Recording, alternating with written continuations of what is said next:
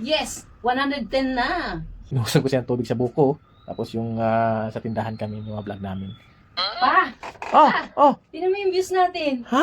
Natutuwa ako kay Mrs. Ba? Di ba kahapon nag-vlog kami yung vlog namin na yung binuhusan ko siya ng tubig sa buko. Tapos yung sa tindahan kami, yung mga vlog namin. Oras-oras pala niya tinitingnan yung mga video na i-upload na napin kagabi. Natutuwa siya, no? Excited siya kung ilan ang views, ganyan. Siya mga idol, oh.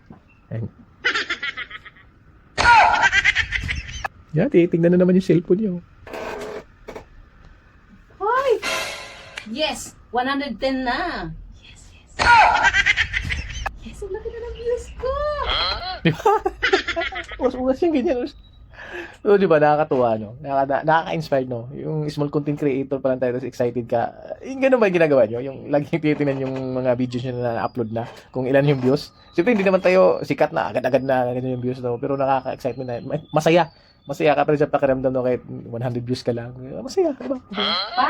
Pa, tingnan mo yung views natin. 111 na. Yung Ha? 111, kanina 78 lang Grabe, yun. excited niya, oh, ha? Tingnan mo yung views natin. Dali, panoorin mo.